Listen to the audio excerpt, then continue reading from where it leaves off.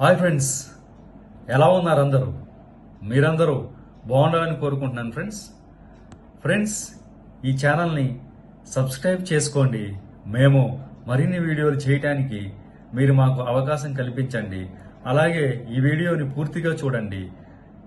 దీనిలో మీరు కొన్ని ముఖ్యమైన విషయాలను తెలుసుకుంటారు. మనం ఈరోజు ఒక ముఖ్యమైన టాపిక్ గురించి చర్చించుకుందాం.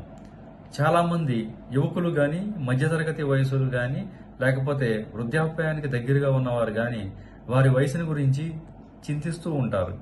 దీని గురించి ఏమీ చింతించాల్సిన అవసరం లేదని ఆహార రంగం మీద మరియు ఆరోగ్య రంగం మీద ఒక దశాబ్ద కాలం పాటు పరిశోధన చేసిన క్రేగ్ బ్రూకీ పరిశోధనా సంస్థ చెప్తుంది.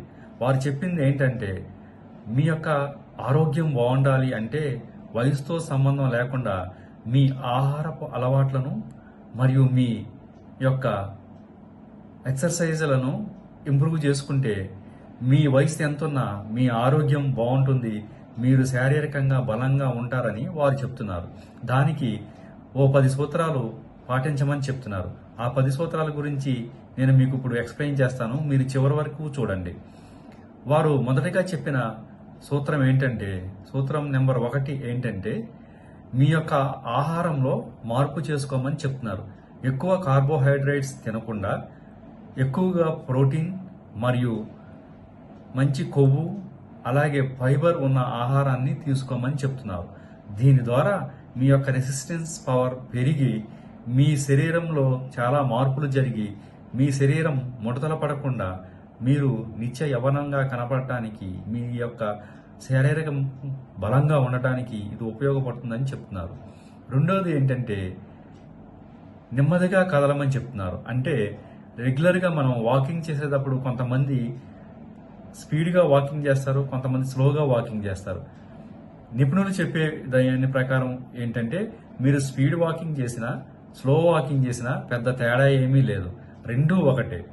ఈ స్లోగా కదలటం వలన మీ శరీరంలో చాలా మార్పులు జరిగి మీ యొక్క శరీరం యొక్క మార్పులను అది అడాప్ట్ చేసుకుని మీ యొక్క రోజు పాటు మీ శరీరాన్ని బలంగా తయారు చేస్తుంది. అలాగే స్విమ్మింగ్ కూడా చేయమని చెప్తున్నారు. వారంలో ఒకసారైనా మీరు స్విమ్మింగ్ చేసినప్పుడు మీ గుండె మంచిగా ఉండి గుండె పదిలంగా ఉంటుంది. ఎటువంటి గుండె జబ్బులు కానీ, మోకాళ్ళ నొప్పులు కానీ, లేకపోతే ఇతర సమస్యలు రాకుండా ఉంటాయి. మీరు స్విమ్మింగ్ చేసేటప్పుడు గుండె వేగం పెరుగుతుంది.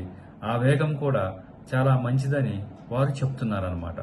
అలాగే సైక్లింగ్ కూడా చేయమని చెప్తున్నారు. సైక్లింగ్ కూడా చేస్తే మీ యొక్క శరీరంలో చాలా మార్పులు జరిగి మీ శరీరం బలమయ్యి మీ మోకాళ్ళలోని కార్టిలేజ్ పెరగటం మరియు ఇతర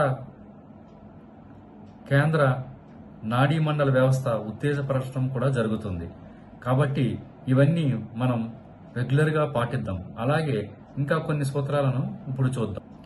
మరియు వారి కొన్ని సూత్రాలను దీనికి మంచిగా మీ శరీరం ఉండేందుకు చెప్తున్నారు. అవేమిటంటే, మీ శరీరానికి అట్లీస్ట్ 30 నుంచి 40 నిమిషాలు సూర్యరశ్మి తగలాలని, అలాగే మీరు మంచిగా నిద్రపోవాలని, అలాగే మీరు పిల్లల్లాగా ఆటలాడాలని, ఒక్కోసారి చిన్నపిల్లల వలె ప్రవర్తించాల్సి వస్తుందని కూడా వారు చెప్పడం జరిగిందనమాట.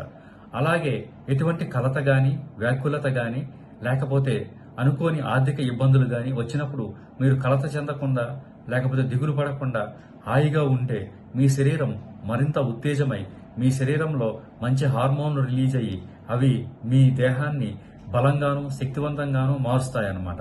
కాబట్టి ఫ్రెండ్స్, ఈ సూత్రాలను గమనించి మనం వయసుతో సంబంధం లేకుండా మనం మన శరీరాన్ని బలపరచుకోవాలి. చాలా మంది చెప్తారు, మనం కొంతమందిని వ్యక్తుల్ని చూసినట్లయితే అతను వయసు నెంబర్ లాగానే పెరుగుతుంది కానీ అతను ఎప్పటికీ కూడా కుర్రోళ్ళనే ఉంటారని చాలా మందిని చూసినప్పుడు కొంతమంది అంటూ ఉంటారన్నమాట.